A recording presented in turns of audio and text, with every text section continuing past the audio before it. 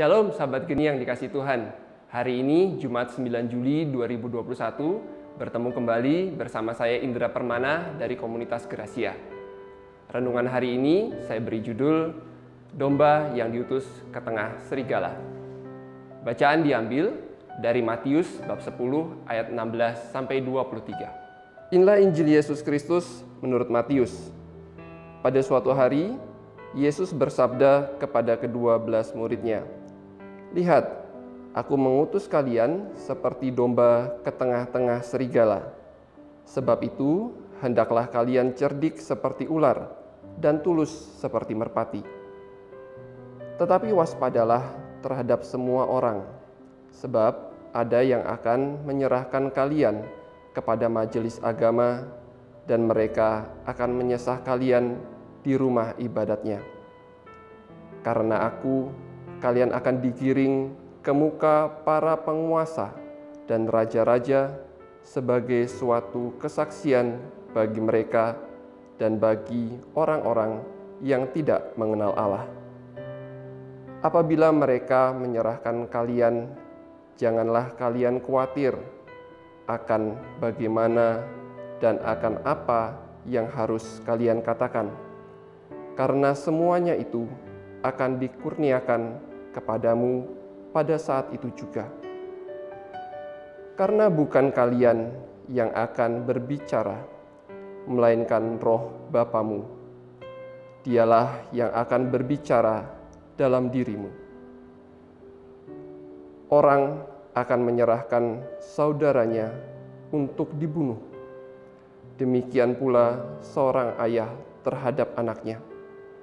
Anak-anak akan memberontak terhadap orang tuanya dan akan membunuh mereka. Dan kalian akan dibenci semua orang oleh karena namaku. Tetapi barang siapa bertahan sampai pada kesudahannya akan selamat. Apabila mereka menganiaya kalian di suatu kota, larilah ke kota yang lain. Aku berkata kepadamu, sungguh, sebelum kalian selesai mengunjungi kota-kota Israel, Anak Manusia sudah datang." Demikianlah sabda Tuhan. Terpujilah Kristus. Kita mungkin pernah mendengar istilah Homo homini lupus, yaitu manusia menjadi serigala bagi sesama manusia.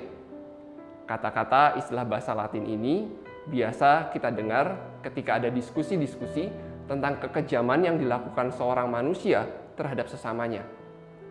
Berlawanan dengan hal itu, ada sebuah istilah lain yang disebut Homo homini socius, yaitu manusia adalah manusia bagi sesamanya, atau manusia menjadi sesuatu yang sakral bagi manusia yang lain. Yesus mengenal betul karakter pribadi manusia, sehingga di dalam Injil Matius bab 10 yang baru saja kita baca, Yesus bercerita dan mempersiapkan murid-muridnya akan apa yang mereka hadapi ketika mereka nantinya mewartakan kabar sukacita kepada setiap orang. Saudara-saudari yang terkasih di dalam Kristus, Yesus mengumpamakan apa yang dilakukan muridnya seperti seekor domba yang diutus ke tengah kawanan serigala, sesuatu yang sangat berbahaya. Tetapi jangan khawatir, kata Yesus, hendaklah kalian cerdik seperti ular dan tulus seperti merpati. Dua tips yang diberikan oleh Yesus menggambarkan bagaimana manusia cerdik seperti ular dalam pewartaannya. Maksudnya tidak sembrono, tetapi benar-benar mengandalkan Tuhan, sama seperti seekor domba yang mengandalkan gembalanya dan merasa aman karena berada di dekatnya. Manusia dalam mewartakan Injil juga diajarkan oleh Tuhan Yesus agar kita tulus seperti merpati. Maksudnya apa? Kita memberikan pewartaan berdasarkan kasih yang murni, sama seperti Allah telah mengasihi kita dan kita semua. Saudara-saudari yang terkasih di dalam Kristus, yang perlu kita ingat satu lagi adalah Allah selalu menyertai kita. Itulah kenapa Tuhan Yesus berkata sebelum kalian selesai mengunjungi kota-kota di Israel, aku akan datang. Yesus tidak berkata bahwa ia akan datang dalam segi fisik atau kedatangannya yang kedua. Bukan itu maksudnya. Tetapi ia berkata bahwa ia akan menyertai kita dan saat itu murid-muridnya di dalam setiap perjalanan mereka. Sebuah kisah nyata. Ada seorang pemudi yang memilih menikah dengan seorang pemuda. Ketika di awal pemuda ini terlihat sangat baik. Tetapi selama 10 tahun pernikahan awal mereka, si pemudi mengalami kekerasan di dalam rumah tangganya. Ia tidak lagi merasa nyaman dengan kehidupan keluarga tersebut. Tetapi ia memilih untuk tetap setia di dalam panggilannya.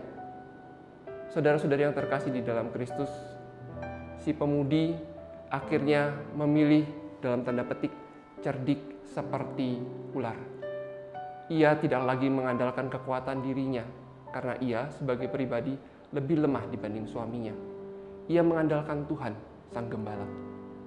Ia memilih untuk berdoa dan berpuasa. Dan di tahun ke-10, sang pemuda, sang suami dipulihkan oleh Tuhan, bertobat dan akhirnya menjadi pelayan Tuhan. Saudara-saudara yang terkasih dalam Kristus, cerita barusan adalah cerita saya pribadi. Istri saya sama seperti seekor domba yang diutus ke tengah kawanan serigala. Memilih untuk cerdik, dia tidak lagi mengandalkan kekuatannya. Dia memilih untuk mengandalkan Tuhan di dalam kehidupannya. Dan yang terjadi saat ini, saya bisa berdiri di depan Anda semua. Dan ia tulus mengasihi saya. Dan kasih itu yang membuat saya berubah.